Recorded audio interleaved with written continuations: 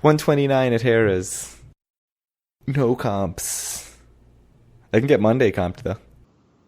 They probably jacked our rates up because they're like, we've sold out thanks to the Lucky Sunday meetup. All marina casinos totally sold out. Well, apparently not, because I have comps at Harrah's, but not at the Boardwalk.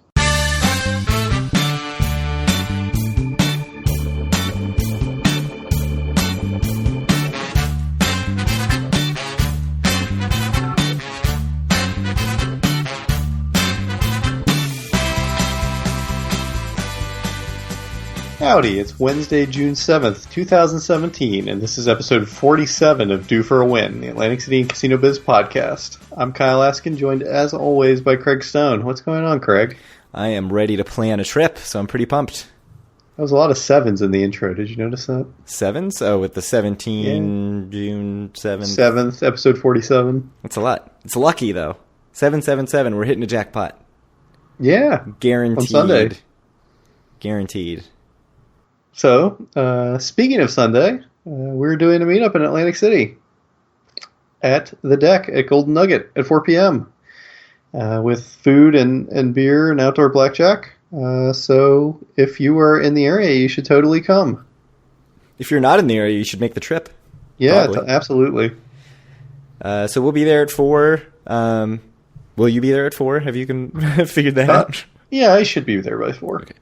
So we'll probably hang out there for a little bit, drink some beers, maybe play some outdoor blackjack. After that, I expect we will head in and play some craps. So if you're getting there after like 5:30 or so, check our Twitter, which is at DFAW, and see if we have migrated to someplace else to play craps. You can find the info about the meetup on our website, dueforawin.com. There's also an event in the Facebook group if you want to check in there to say that you're going. I'll link to that in the show notes. So, yeah, it'll definitely be good to see everybody. Let us know if you're planning to go. Obviously, you can just show up if you're feeling spontaneous and decide that morning that you want to make the trip. Anything to add about the meetup, Kyle? Not really. Looking forward to seeing some people. Should be a good time. Seems like a decent number of people are going. Yeah, it seems like the weather should be good outside on the deck. Cool thing that we've never done before, so I'm pretty excited. Yeah. Is it supposed to be nice Sunday? I haven't even looked. It was supposed to be nice when I looked, and Sunday was still in the 15-day forecast, so that really doesn't mean much at all. But I'm assuming it'll be fine.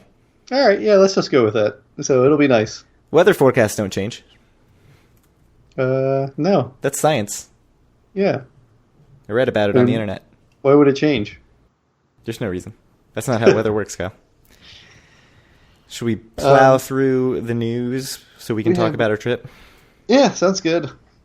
So I guess the big piece of news is that the Democratic primary for the next mayoral race in Atlantic City has completed, and it looks like Frank Gilliam has won and has beaten Marty Small and a couple other people, but mainly Marty Small.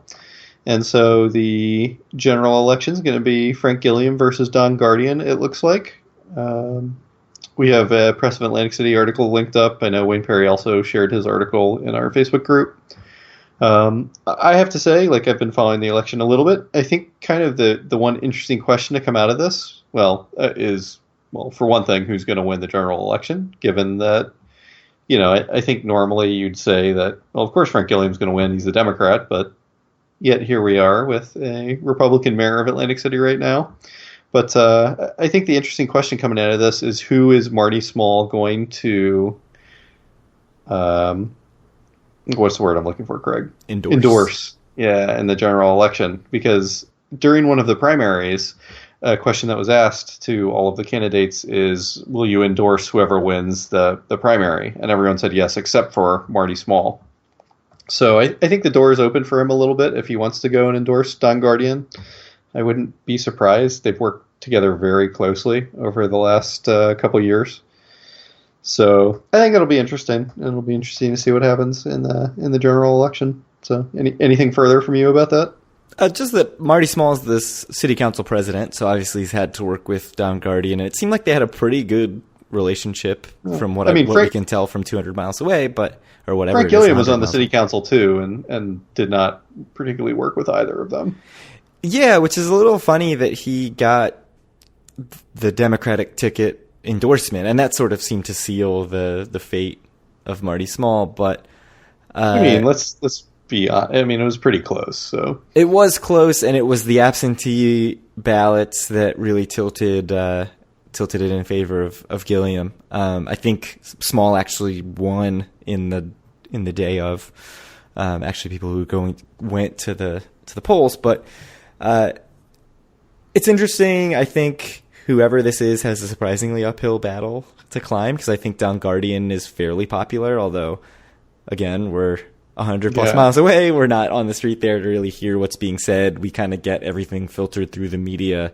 But it seems like Guardian was a fairly popular mayor. So it'll be interesting to see what happens if people kind of push now, want to get a Democrat back in office. I think Guardian certainly came in with on a wave of Democratic corruption, so maybe people feel like Gilliam is not that. But yeah, I mean, Gilliam and Small had a pretty heated race, and so it'll be interesting to see if Small now supports Guardian or not.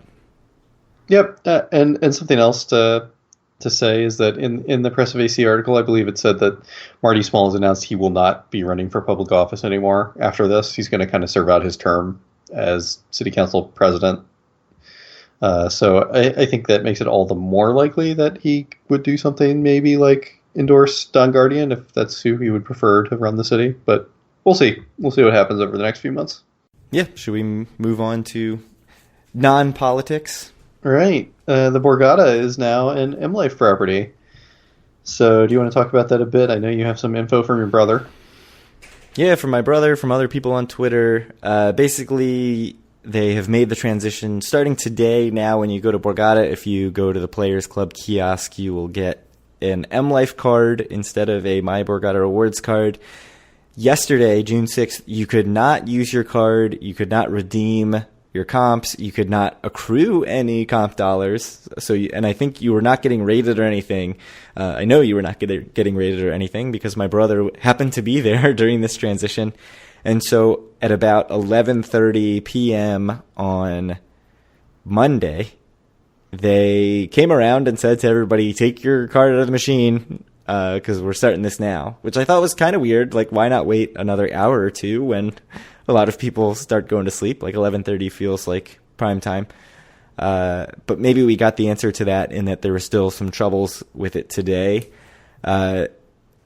My brother did say very few people were playing on Tuesday morning, the 6th, when he left, but that was a Tuesday morning, so it's hard to really judge if everybody was just turned off by the lack of rating. I mean, I certainly know probably a lot of our listeners would not have played that day. Like, they definitely would have avoided it because of that. But Travelzork did tweet today that they were there. Somebody was there, Coach Kitty, who's posted in our Facebook group quite a bit, and posted about the Borgata to M-Life transition quite a bit on Travelzork, was there and was waiting in line, and the system went down, and the line got very crowded, and apparently the system just went down repeatedly, so they would have long spans of time where they couldn't print anybody cards, and people were getting frustrated. So it seems like it's not a very seamless process. I know Daryl McEwen, who's 7 Stars Insider, said these things really are a very smooth process.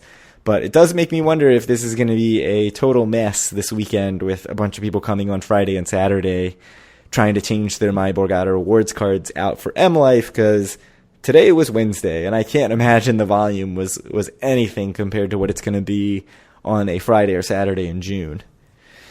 Do you have any thoughts? Are you going to avoid Borgata and wait till later to get your M-Life card? Well, I mean, I've been to MGM National Harbor a whole bunch, so it's not like I really need an M-Life card, not to mention all the properties in Vegas. So, I mean, you have an M-Life card. Yes. So the other side of that is that a couple of people in our Facebook group reported that they went to transfer their My Borgata Awards to M-Life, and they got a different M-Life card with a different number. They got a new M-Life card instead of it just transferring to their existing M-Life card. Which is very weird. Not really surprising. I'm not surprised by that at all. But it is like, well, are these things going to sync up? Presumably. Which one do I want my play to be on. Yeah, I mean, it's interesting. I would actually be tempted, since my rating at Borgata sucks, to just never transfer it over. Like, is that... like, for now, I feel like I should just use my M Life card. Is there any reason not to do that? I mean, we don't even know what's happening on the back end, so anything I say doesn't mean anything. But I want you to say it anyway, because this is a podcast. Yeah, just use your M Life card that you already have. Okay, good plan. I think that's professional advice from somebody who knows. So just one other thing is I've been looking at the room rates to try to book my trip this weekend, and since this has happened, the login for the Borgata website, the kind of My Borgata, has been down. So presumably it'll be back up at some point, but as of now it's down. I actually didn't think to check M Life to see if Borgata's up on it, but I kind of doubt it. Yeah, I mean, it's definitely... We're going at an interesting time in this transition. Mm-hmm. I guess it's a little earlier than true peak season, but it is a little surprising that they didn't try to knock this out ahead of time. Although it's probably one of those things where they weren't ready before now. Like, there were things going on behind the scenes, and this was as early as they could get it out. But, yeah, I don't know. I can't decide. I don't really want to wait in line if the line sucks, but I'll probably still do it. I mean, I'm staying at Borgata, so there will be some point when I'm there where the line is not long, I would suspect. The Borgata is not on the M Life website, so yeah, it's interesting. Just not capable of booking rooms or anything online right now. So, continuing with my sort of baseless speculation, one of the things that because that's what I love to do, if last episode was not a clear enough indicator of that.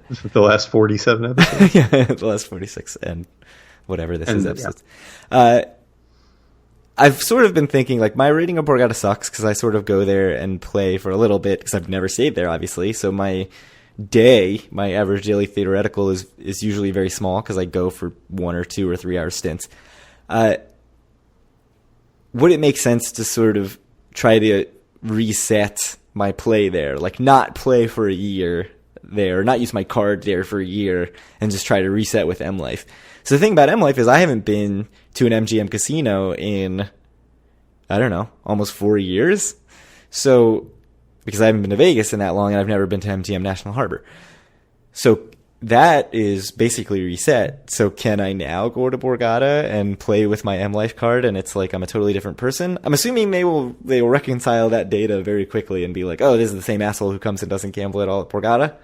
But maybe I'm being optimistic and just sort of hoping that there's like a little bit of a reset button, like a little bit of like, oh, well, now he's gambling more, so let's give him a room at some point. Probably not, but that's my thought. Yeah, maybe. I don't know. It's a better chance than if they were just continuing on my Borgata rewards. But one of the things that's pretty clear is nobody knows how this is going to shake out. Nobody really knows. There's a lot of confusion about the levels because there are more levels in M Life than in Borgata, which basically was just red and black and then, super high roller. So it'll be interesting to see what happens if people's comps are going to get better or worse. We have no clue. And that's the most asked thing on our Facebook group and everything AC Casinos is, how is this going to affect my comps? We have no idea. Nobody has any idea. I mean, presumably somebody at M Life, but yeah, we'll see as months play out and people start getting their comps if they're really pissed off. I think there's going to be some anger. Maybe. I mean, if anything, if I had to guess, I'd say comps might get very slightly worse because perhaps some people that are in the MGM system, especially MGM National Harbor, may start getting some comps at Borgata, and if they start taking some rooms, it might kind of filter down, and some of the people who are borderline but getting some rooms might not get them anymore. But yeah, and I think that's something that's kind of under or misunderstood with the comp system is they sort of set aside blocks of comped rooms.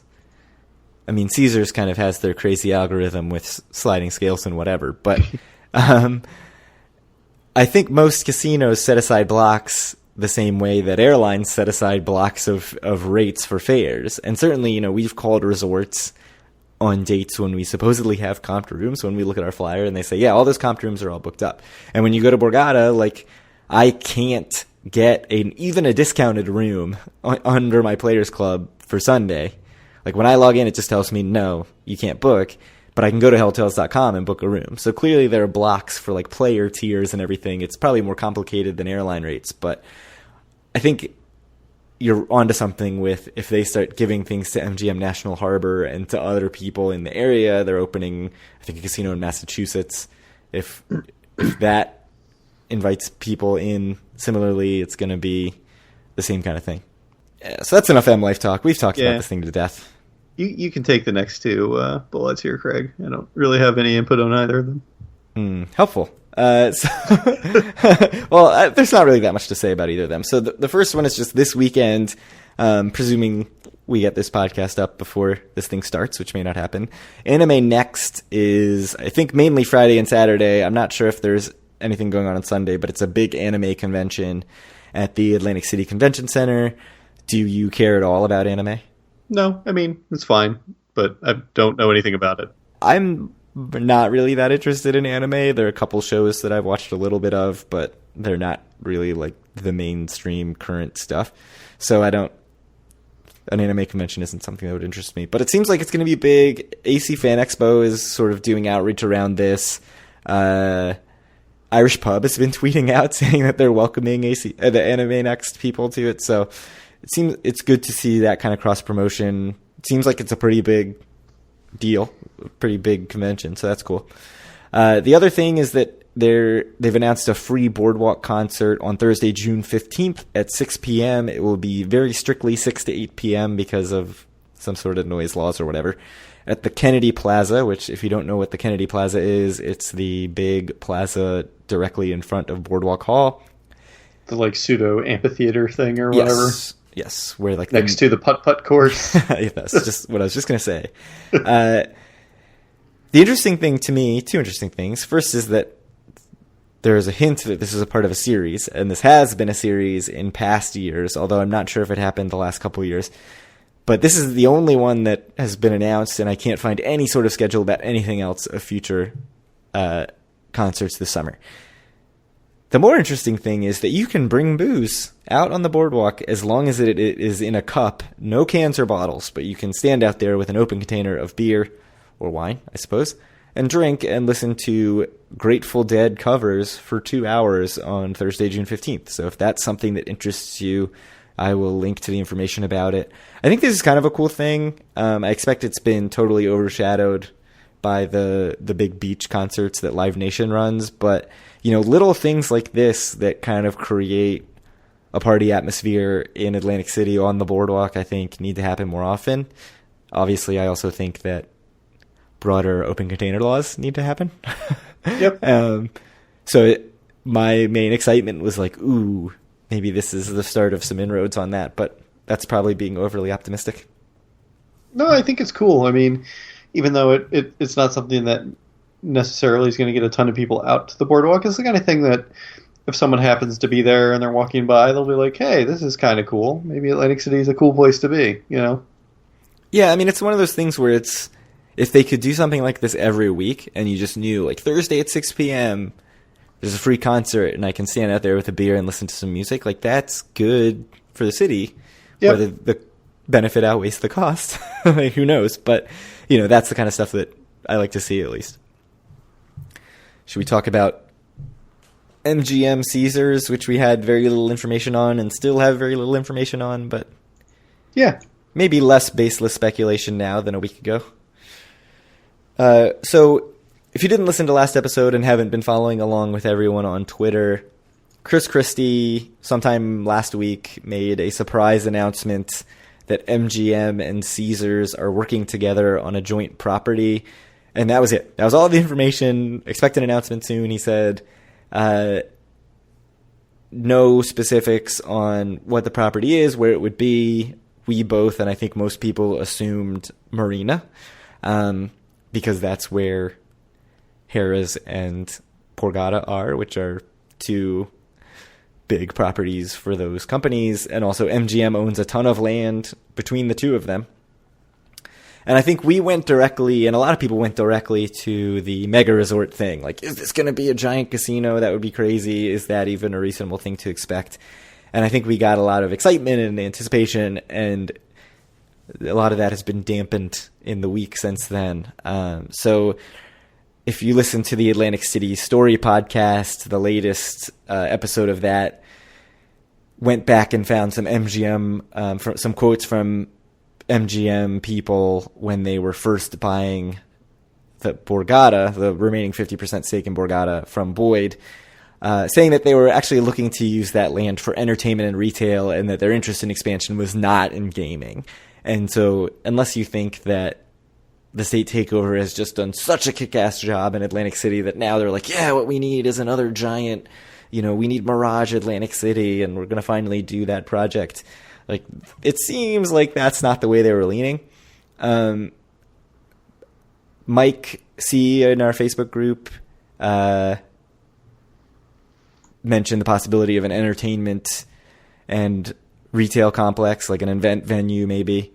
And so Nicholas Yuba in the Atlantic City Story podcast seemed to think that that was probably the way it was going to go, just based on these previous things. My mind went to something like a Park Vegas or Link Promenade thing, since that's the type of development that they're doing in Vegas. It would make a lot of sense to now do that in Atlantic City, although I don't know how that works in the marina. I don't know if you have any thoughts about all of this. Are you still holding out hope for a giant mega Mirage-like thing?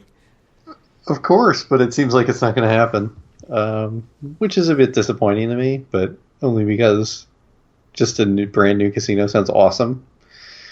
Yeah, I don't think it would make the most business sense, though, and the things that people are talking about, whether it be retail or an arena or like whatever else, probably does make more sense for the city, and honestly probably would be better for the city too. But we're here because we love casinos, right, Craig? And a new shiny casino is incredibly awesome, but oh well. Yeah, I mean, it just seems the partnership thing, like the odds that MGM and Caesars are going to get together on a casino seem really unlikely. I think part of our jumping to that conclusion is that Christie used the word property. And like, to me, in casino terms, property means casino hotel or hotel in general. And I think you even said last episode, like, they're not going to open a hotel without a casino. Right. But which I stand by. Right. But it seems like this is not going to be a hotel, period. It's going to be some sort of space, some sort of development. And calling it like a property, I think, is a little misleading. I say that not knowing what it's going to be. And if they come out and say that it's going to be a giant casino, I would be floored. But I think, like, arenas, sort of like event center kind of thing, maybe like a big outdoor event center, something like the Link Promenade or the park is probably what you should be expecting. If it's just like putting up a stage and coordinating off some space for an outdoor event center, that would literally be the most boring option possible, other than just doing nothing. So I hope it's not that. I hope there's some other development around it, but hopefully we'll find out something soon, and this is not one of those things that just drops off the face of the earth and nobody ever asks anything about it again. Yep. I mean, I agree on all accounts. So I don't, it doesn't seem like the kind of thing that's going to drop off the face of the earth entirely, but who knows? It's certainly, we've gone through time periods in the past where everything dropped off the face of the earth, so. Yeah, including stuff from big developers, Yeah, as long as the trajectory of Atlantic City stays the way it's staying, though, I suspect something will get done. Yeah, I mean, I expect they're both just looking at this big swath of land between them saying, something should be here. There should be something for people who are making a giant parking lot. Yeah, not a big staff parking lot. Yep. So should we move on to the main thing we wanted to talk about now that we're half an hour in or whatever we are? I don't think we're quite, but yeah, let's do it. Trip planning. The fun stuff. So when are we getting there? I'll be there Sunday afternoon. Yeah, I'm probably going to take a bus that should get there around 11:30, so I'll beat you there. Mm-hmm. Then meet up, which we've talked about on Sunday afternoon. Mm-hmm. You have not figured out where you're staying at. Oh no, you booked just now. I booked while I was on the call with you before we started. Yeah, and yet here I am. Well, I booked Sunday night. I don't have a hotel for Monday yet, but I'm only staying Sunday night. I'm staying at Harrah's because, like I said last episode, I only want to stay in the waterfront or Bayview. So a waterfront tower came available. So that's where I'm staying on Sunday. Yep, so I'm in Borgata with my brother. It should be my first stay at the Borgata, although last trip I thought it was going to be that, and then I got horribly sick, and that didn't happen. But hopefully this time it works out, and I finally get to stay at Borg, so I'm excited about that. So you'll be at Harrah's. We're all going to be very marina-centric for Sunday at the very least, which is also good because the meetup is at Golden Nugget. Mm-hmm. Do you have anything on your list that you're hankering to do this trip? Anything that you haven't done before? Anything that you were looking to do that you did before that you can't wait to do again? Besides gaming? Not really. I actually have a surprisingly little amount planned for this trip. I mean, clearly our Sunday is all kind of planned out, but yeah, I don't know what I'm going to do Monday. Yeah, you're going to have some time. Yeah. I'm going to guess you're going to gamble. Yeah. Probably a lot of it. Yeah. I expect I'll be gone. I'm probably looking at the 1:45 bus out of Bally's on Monday, so that'll be sad. Yeah, we could probably do like a nice lunch on Monday at least then. Yeah, I think we can fit in a good lunch. Mm-hmm. We'll have to figure out where to do that, but I have a few things that I want to do. I do still want to sort of go up and check out Atlantic City Fan Expo on Sunday. I'll probably do that as soon as I get into town. I'll just walk up the boardwalk, maybe get my RC Cola from Peanut World, and then walk to AC Fan Expo. And I had originally planned to spend, or figured I would spend, a couple hours there, but based on the review that Eric provided in our Facebook group, it does not seem like that is enough, or that is way too much time to allot for the Atlantic City Fan Expo in its current iteration. It's still pretty early in the thing, and they've clearly got some developing to do. Hopefully they do add a bunch more stuff, but right now Eric said that basically the whole thing fits in and around the old poker room at the Showboat. So if you know where that is, it's basically as soon as you walk in. I mean, it was a decent-sized poker room, but it's not the size of a convention. So if you're expecting a big con, that's not going to happen. So they moved the LAN center, which is the place you go to play video games, down to the first floor. I think basically overlooking the beach, like looking right out onto the beach. So I'll probably go and check that out and just poke my head in, look at some of the vendors. I don't know if I'll even buy the bracelet or whatever to play any games at the LAN center. I guess it depends how much time I have to kill. And then I kind of want to wander out on Steel Pier just to like go out and check it out. That'll take 10 minutes. But I had thought about trying to do Little Water Distillery on Sunday because they've opened up tastings on Sunday. They now also have vodka and rum to go along with their White Cap whiskey. But I think it's probably just going to be too much to try to cram in before our meetup, so I don't think that's going to happen. I'll probably just head to Borg and drop off my stuff and then wander around Borg for a little bit on Sunday before the meetup. Sounds like loser talk. I think you can do it. I mean, I think if you're going to get in at 11 something and you don't have to be anywhere till 4. Yeah, so I think the sort of calculus in my head was like, do I really want to run through AC Fan Expo, grab a really quick lunch, go to the distillery, probably get more drunk than I want to be before the meetup, where we're going to probably drink a decent amount, and then like rush and drop off my stuff and rush to the meetup? Or do I want to actually like relax, enjoy my time, go wander the boardwalk, check out the AC Fan Expo, hang out and do some gambling at the Borgata before the meetup? And I think I'm leaning towards the more relaxing angle. I do want to check out the horse book at the race book at Borgata. Just go sit, bet on a couple races, which obviously only takes like half an hour, and then, maybe grab a beer and sit around, because I just think... Why is that a thing you want to do? I don't know. I think the race book looks kind of fun.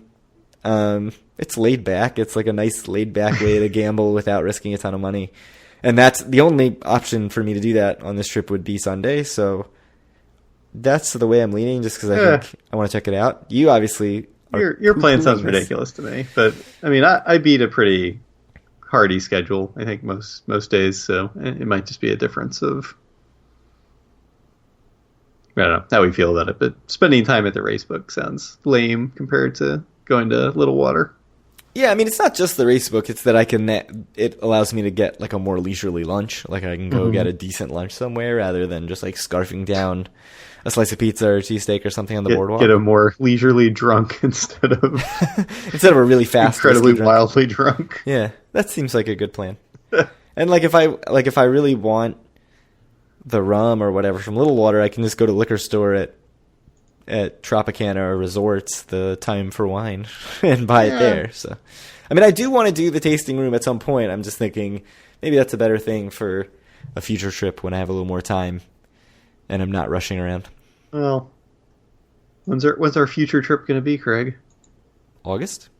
Yeah, probably. I think that'll probably be I think August should probably work. I mean, just something to keep in mind is we've got a big work project that's supposed to be at the end of July. So assuming that goes off as planned, I think August is fine. But if it doesn't, then I probably can't do August. And August would be the last month I'll be able to do for a while because unbeknownst to the podcast listener, my wife is pregnant right now with our second, due at the end of September. So anything after August is going to be a no-go, and I probably won't be able to go for the rest of the year after that, just because we'll have a newborn in the house. Yeah, I think you're going to be on AC sabbatical for a little while. Yeah, so I think the next trip after the next trip, you'll have to hold down the fort for us. You mean I'll have to go? Yeah. Well, I typically do my like anniversary trip if that doesn't get delayed months and months and months. So I expect I'll go in December or January. No, you need to go in December or January, like also just to go. There might be like one or two of our friends that would go with you. It's possible. But I expect I'll go with my wife. It's not the same. It's a different trip, but it's still fun. I agree it's not the same, but sometimes the same is not the best. Anyways. What else should we talk about? Meals, stuff we want to eat. You probably do not plan this stuff out in advance. I've been sitting here writing up potential itineraries in my head and in Google Sheets for the last week. But is there any place that you're trying to go to eat, or do you think we're going to mostly be grabbing drunk food after the meetup and not wanting to eat all hungover on Monday morning?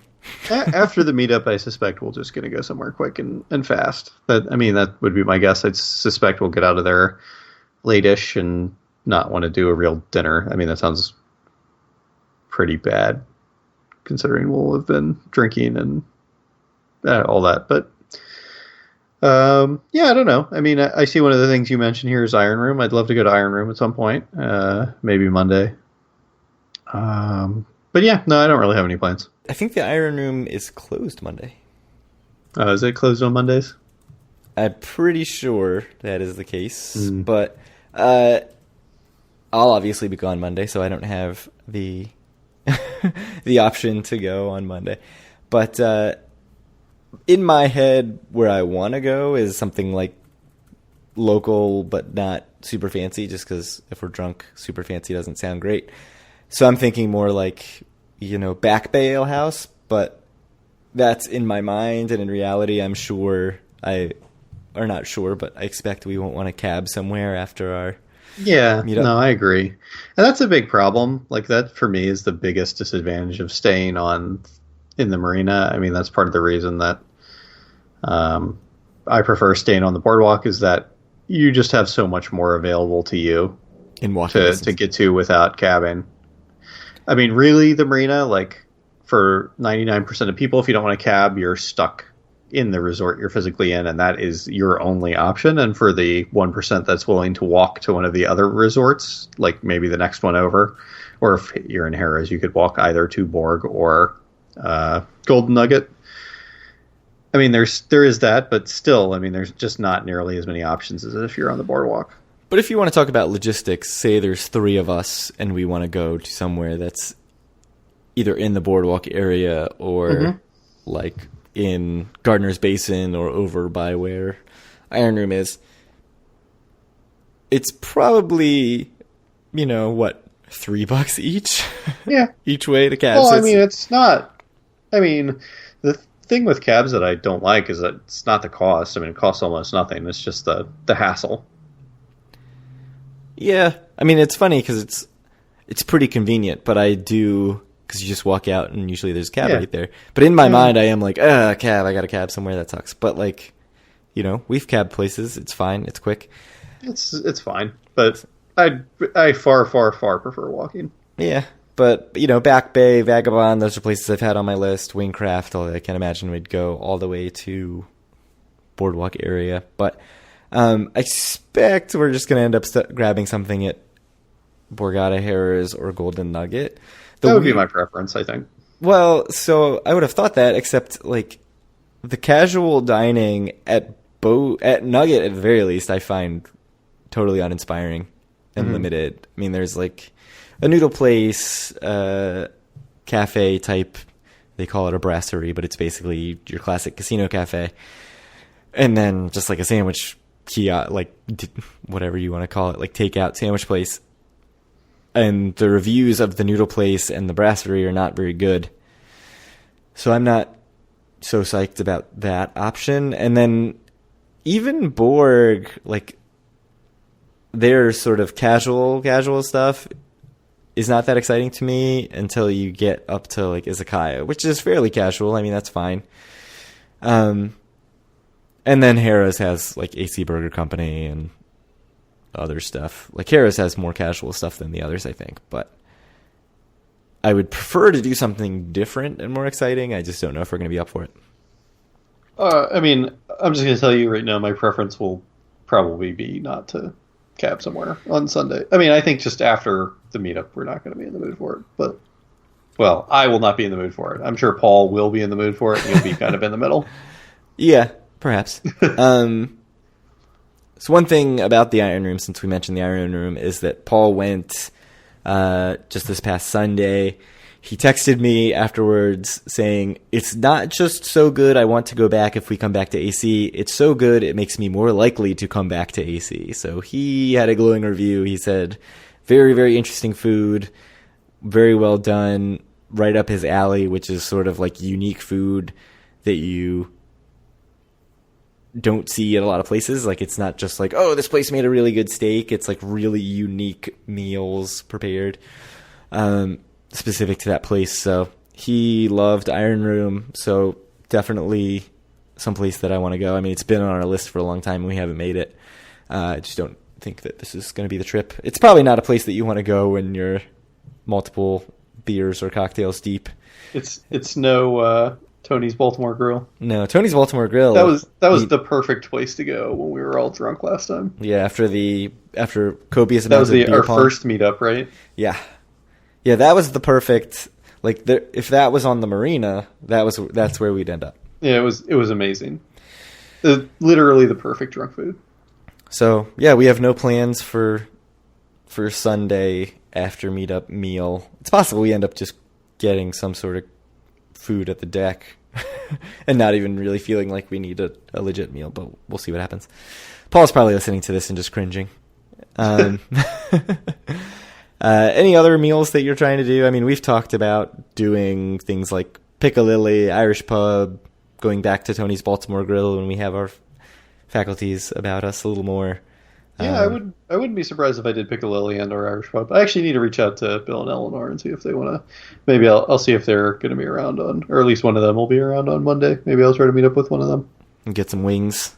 Yeah, maybe. Wingcraft. I've been to Wingcraft. Really liked it. That would be an option for Monday lunch, possibly. I don't know. I have to be back on the boardwalk for my bus, so that area. We could do Piccalilli for Monday lunch. We could do Irish Pub. We could do that. We could do something at Trop, like we do Bar Olan, whatever that's called. Tony's Baltimore Grill's at Trop. We could do that too. Yeah, there are lots of options. 24 hours, so there's lots of options. The new Jose Garces restaurants at Trop I've wanted to try, so that would also be an option. We'll have to see how we're feeling on Monday. And then, Sunroom at Borgata is someplace that I've wanted to try also, and since I'm staying, I expect I will fit that in at some point. I'll have lots of opportunities between lunch Sunday, breakfast Monday, lunch Monday. So I plan to get that in at some point. So I think that covers restaurants pretty much. Yep. Bars, obviously we're going to do the deck. I'll probably wander through Borgata's Beer Garden, although now I've seen lots of pictures and video, and it pretty much looks like a pool bar. It doesn't look... Really, to me, it doesn't look that much like a beer garden, probably because it's at a pool. But I'll wander through and check it out. Going to the beer garden and then going to the deck seems very redundant, so I will probably not spend much time at the beer garden, but I just want to go see it. Are you gonna? Your focus seems to not be very much on bars. I would expect most of your drinking will be done on the casino floor. Yep.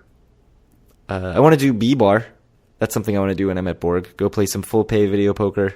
Yeah. Bar Yeah, top. you weren't there when we did our meetup at B-Bar. And by our meetup, I mean me and Eric. Yeah, it's a meetup. It's two people Yeah, it was meeting cool. up. Literal. Yeah, it was sweet. I've never played bar top video poker, so... What? Yeah, isn't that insane? Oh, what? Yeah, it makes no sense. I've never No, done it. that's I want to do it. It's going to happen. Mind-blowing. So now that we've moved to gambling from eating and drinking, anything you want to do, make sure you do gambling-wise? Obviously, you're going to do craps, video poker, and Pai Gow tiles. What else?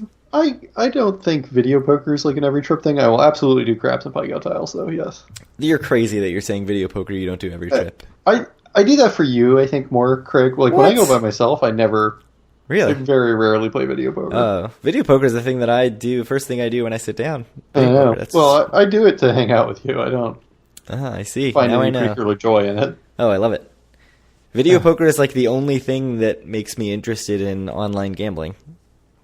Otherwise, I don't give a shit about any of it. Diamond in a day, and then see if you ever want to play video poker again. That is a good point. You did sit in a machine for about like 8 hours to get 8 hours in a row without moving. Yeah, without moving. Did you even get up to pee? Yeah, I did a few times. Nice. I mean, when you're Good times. drinking a lot of beers, while you do Diamond in a day to lower your or increase the house edge as much as possible, you got to get up and pee. Seems smart. I've been looking a little bit at Ultimate Texas Hold'em on Wizard of Odds and the strategy for that. It seems interesting. Like, it seems a little more fun than, say, 3-card poker. Don't play that shit. Yeah, don't play that shit. So I got a Groupon for a poker class. I don't think I've ever told this story. For a poker class in New York, at a place called School of Cards, I think is what it's called. Just like a beginner's poker class, basically an excuse to sit around and drink with some random people. And they just go through, like, really quickly the basic rules and then talk about some strategy. And the first question the guy asked when we all sat down is, like, who has ever played poker at a casino? And a couple of people raised their hand, and one guy raised his hand and was like, well, I've played, some poker games at the casino. And he's like, well, what kind of games do you mean? And he's like, like 3-card and 4-card poker. And the instructor just looked very sullen and was like, don't play that shit. So I think that's a good description of 3-card and 4-card poker, good advice for 3-card and 4-card poker. 4-card poker for me is much more fun than 3-card poker. Oh, I hate it. 4-card? Yeah, I really don't like it. Why? I don't like either of them really, but 3-card poker. 3-card is the definition of awful. It's you look at your hand and then you're like, oh, do I have whatever, Queen 6-2 or better, or Queen whatever is it Queen 6-4? Yeah, yeah. Whatever. Like, do I have this hand or better? I mean, it's terrible. So not a fan is what you're saying. Yeah, it's like a slot machine, basically, right? Yeah, and the thing that annoys me about both of those games, and about Ultimate Texas Hold'em, I'm sure I'll be annoyed about it, is I don't like games where you put out your first bet, and then it's like, oh, you think you might win? You better put out more money, or you have to put out more money, or you'll get nothing. And I guess that's fairly common now with all these games, but to me it's still annoying. And then the other part of that is the dealer has to qualify. So you can have some dominating hand that you're like, oh, I'm going to get paid, and then one of your bets doesn't pay out or pushes because the dealer has garbage. Classic Caribbean stud. And yeah, so that's just really annoying because even when you think like, oh, I'm about to win a ton of money, it sucks. But really quickly, and I'm sure I'm going to butcher this because I don't have the rules in front of me, Ultimate Texas Hold'em, if you've never played it, I have not. they deal you cards, 2 cards, and then deal out. You can, and I think when you first have 2 cards, you can either say you're going to raise it 4 times or 3 times. And it's like a whatever ante and play bet, just like 3-card poker to start out with. Then you can multiply your bet 3 times or 4 times on that in pre-flop. The flop comes out, and then you can do it 2 times, and then they do the turn and the river at the same time, so they flip 2 more cards, and you can do it 1 times your bet, meaning like the play, I think it's called the play, is like what you actually have to bet to win, to see cards, is 1 time your ante-bet. I'm sure I've butchered that horribly, but that's generally the gist of the betting structure. And so if you have a really dominant hand, you want to bet a lot pre-flop because you want to get the most money back. One of the bets pays scaled based on how good your hand is. Like if it's 4 of a kind, it's really good. If it's whatever, straight flush, you get some big multiplier. The house edge is relatively low, I think, for Ultimate Texas Hold'em, like lower than other carnival type games like 3-card poker. So I think that's a big part of why it's popular. And then the other big thing is that it looks like Texas Hold'em or plays a little bit like Texas Hold'em, and that's the big popular casino game. So people see it as something familiar that's easy to pick up. So I want to try it. I think there's a very, very good chance that 10 minutes in, I'm going to be like, this game blows, and just leave and go back to Pai Gow Poker or Pai Gow Tiles. But I want to check it out. I've been in my same video poker, Pai Gow Tiles, craps. Like, that's it. I don't even play blackjack anymore. So I want to, try some different stuff a little bit. Oh, and slots. Yeah. Yeah. Well, teach me how to play. I'll play with you, man. Okay. I should probably learn to play better myself, but I use the Wizard of Odds simulator. It's pretty good. It tells you when you mess up, which is all the time because I don't know what the heck I'm doing. But it's pretty easy to get the hang of. I just don't. The strategy, I'll probably never memorize the strategy. Like it's very specific about like, oh, if you have this, you should do the max raise. If you have this, you should do the smaller raise or whatever. And it seems like you should stay in a lot of the time. So and then that also means that you're going to lose more money, but win more when you win, I guess. I don't know how this works, the math thing. Takes money to make money. Gambling. Scared money don't make no money, is what I'm told. That's right. That was what I was told on the casino floor at Bally's. Which I think... Was I not... Oh, I think I was betting like a lower denomination than was possible on the machine. Not that I was not max betting. I hope that I would not have been not max betting at a video poker machine. Yeah. But that was like one of my first 2 trips. The random heckler walking around the floor was not impressed. Yeah. But it was like one of my first 2 trips. It's possible that I was betting a quarter hand at video poker. And he was giving me shit for it, which rightfully so, in retrospect. Yeah. So you have no thoughts on new games that you want to try? You haven't been doing a bunch of simulators and figuring out, what awesome games you want to play? No. You haven't been looking at the slot inventory at every casino and figuring out what you want to play? You are the slot man, my friend. Apparently the slot and video poker. So you're just not a machines guy at all, then? No. Interesting. Because I always thought of you as a video poker guy. It's like I barely even know you. Yeah. There's a new Simpsons slot at the Borgata, which was first at the Borgata. Don't let anybody tell you that Vegas had it first. If you read our Twitter, you'll notice that I had a little conversation with somebody who was laughing at Atlantic City because we didn't get the Simpsons slot. We were getting Space Invaders instead, when in fact we did get the Simpsons slot, which Paul actually played and said was a lot of fun. So it's a new Simpsons slot at Borgata. I want to try that. I don't really have any information about it. It's a giant slot machine. It's got Simpsons characters. It seems fun. Sounds like something worth trying. Yeah, I mean, I'll put $20 in a slot machine. I don't hate slots, but I don't have the love for them that you do. I don't know that I love them. I love really bad slots. Like, I want my slot... Like Damn Lumberjack Beavers? Yeah, I mean, Damn Lumberjack Seal the Deal is terrible. And Seal the Deal is terrible. But they're trapped in time. Like, the new big giant slots are not as exciting to me. I mean, some of the Wonka machines are fun, I guess. I oddly find Let's Make a Deal fun, even though you're always getting shafted. Not Let's Make a Deal. Again, I did this last time I brought up this game. Deal or No Deal. Fun, even though you're definitely getting shafted. You probably should just be taking the deal after, like, the first offer. because you're just getting like it's just popping the biggest numbers after that. But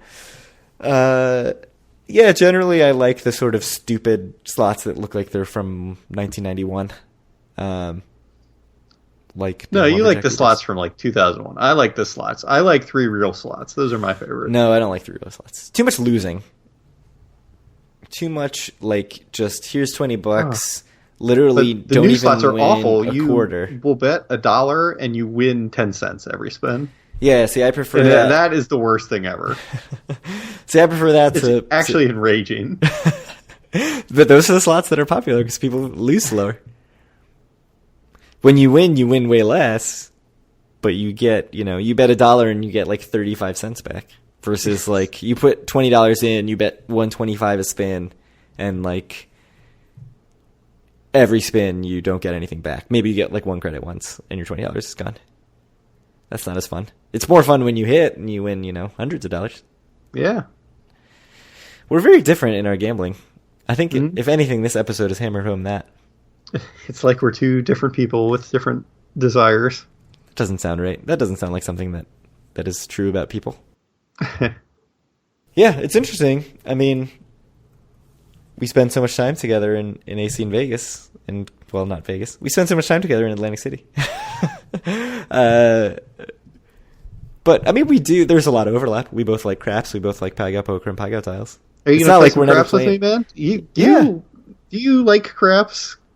Because it seems like it makes you nervous. What do you mean? I don't know. I mean, it seems like whenever we play craps, like half the time you like will play once and then you're like, I'm done. Oh, well, I mean, if I lose, my buy-in really quickly, then yeah, I'm done. I mean, I don't like to re-buy in and then like, half my trips budget is gone in an hour or 20 minutes. That sucks. It's a crappy feeling. Seems like whenever we play craps, like a lot of the time, like a very high percentage of the time, it is me playing craps and you watching. Oh, yeah, I mean, that's just kind of more the way I am in general. I mean, I think for me, it's probably more that that's more of a function of me bringing less money than you do on a trip.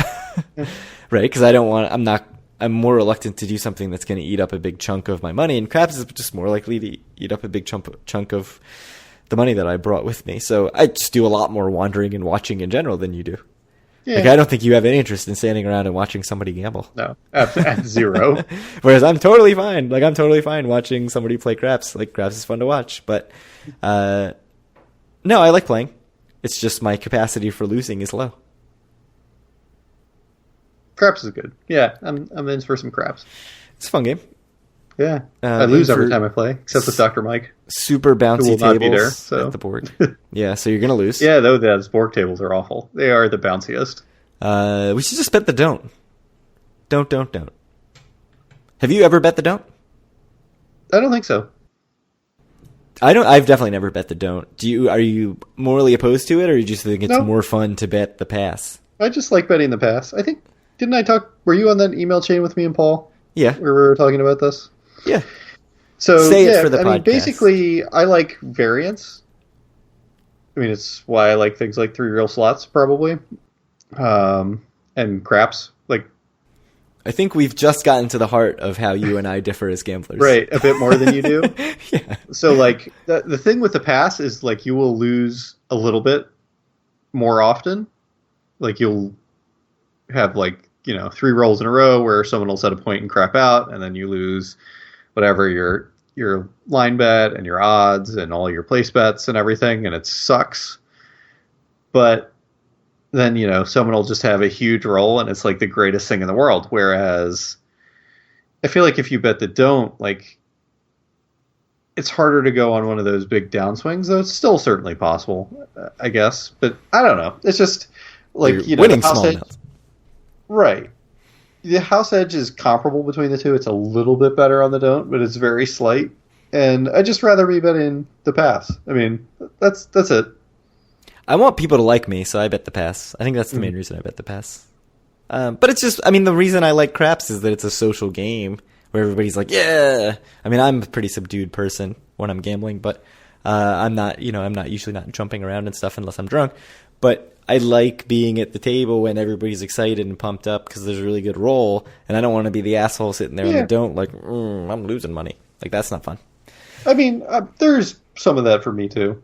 I mean, I don't think the variance actually honestly matters. Like, you're going to have good runs and bad runs with both. Obviously, if the pass line is winning, then the don't is not. So it probably evens out in the long run. But I don't know. Just betting the don't's not something that ever interested in me. I'm not superstitious at all, so I don't have any reason to switch back and forth between them. So I just play the pass.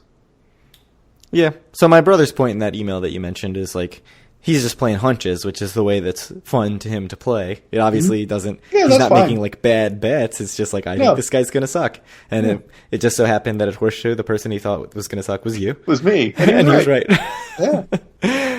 So I agree completely. Like, that's why I don't like crap systems, because I feel like it's too formulaic. And at that point, it's like, what am I even doing? I might as well just be playing a simulator on my phone, I guess, except that there's money involved. But like, that's not fun. It's fun to be like, ooh, I think I'm going to bet this right now. And that's why craps is fun, because there's a ton of bets on the table.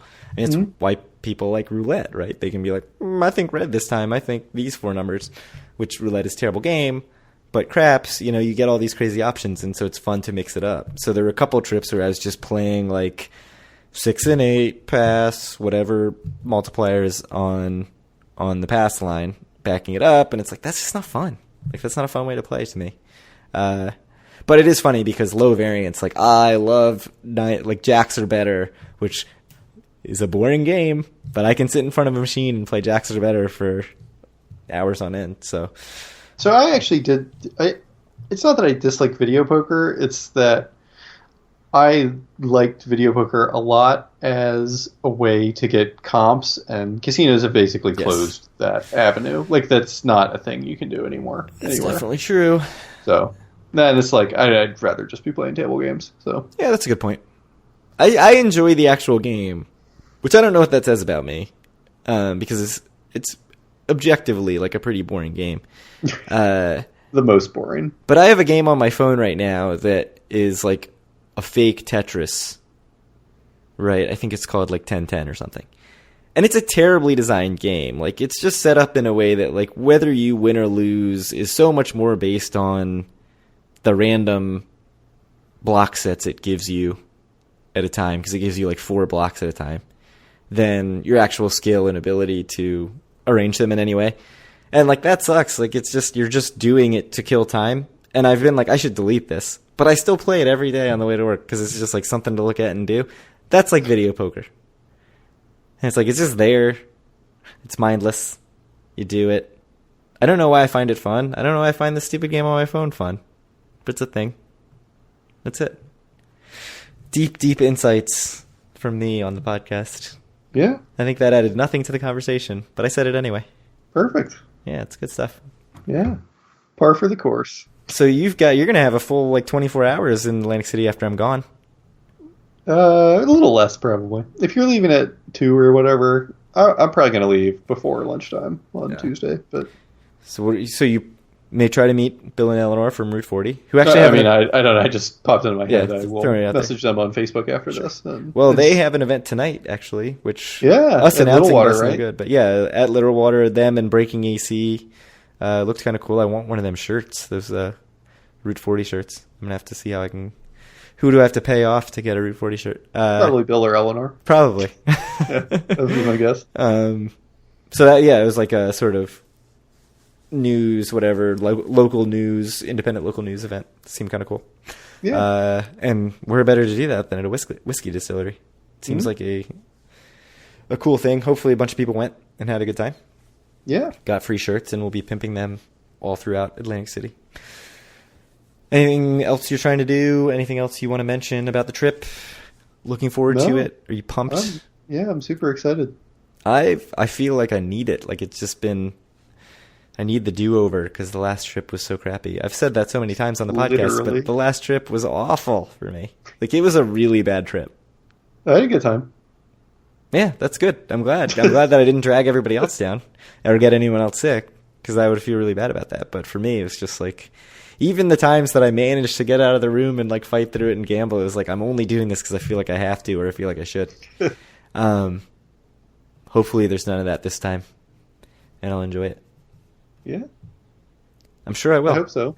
And we'll be meeting you fine folks at the Golden Nugget at 4 p.m. Hopefully playing some outdoor blackjack, which sounds like an awesome time. That'll get me back into blackjack. I should brush up on my basic strategy. 3-2? Do we know? Ooh, good question. I hope so.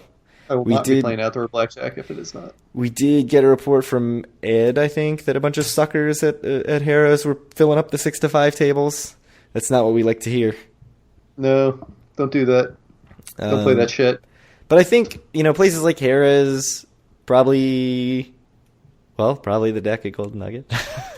Certainly, like, around the club at Golden Nugget, around the club at Borgata, they're going to be much more prone to 6-5, where it's a bunch of people who are there to do other things and not to gamble.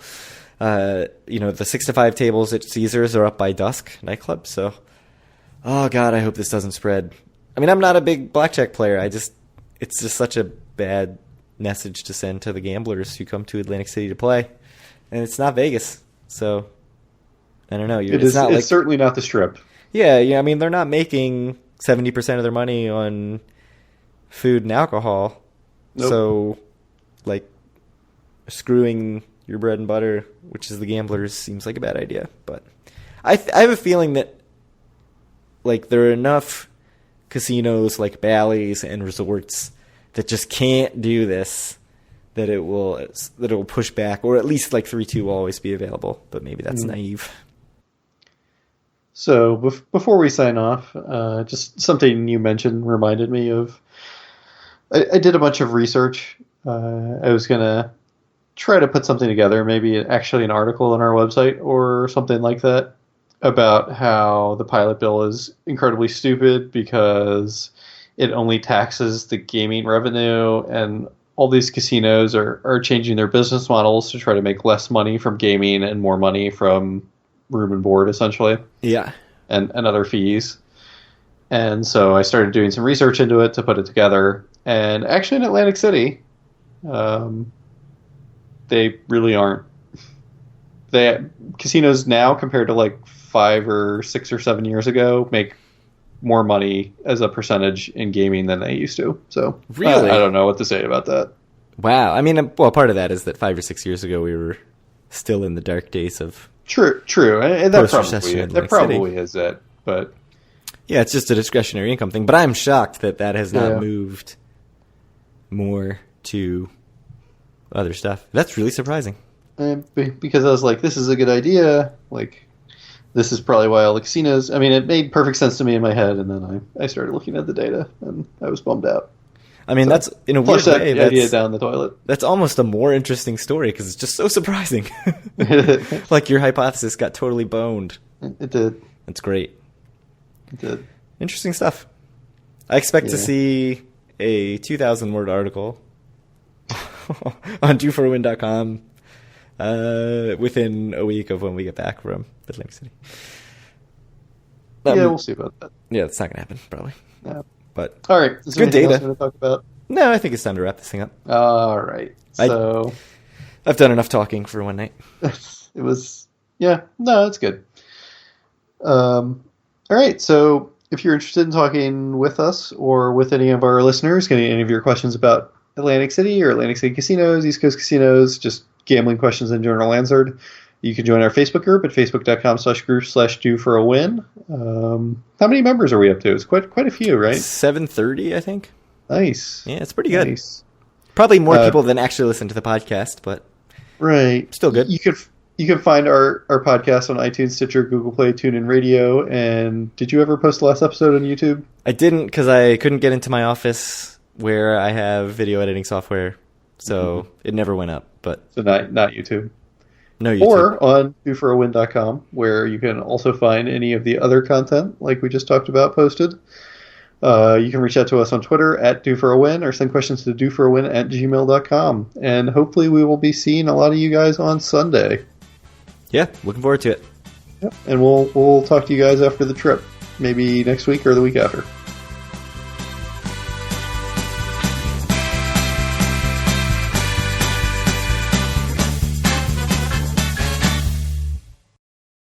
Have you tried? You can't do anything on the Borg website now. Have you tried since the changeover? if you log in, they're like, you can't. No, don't come here.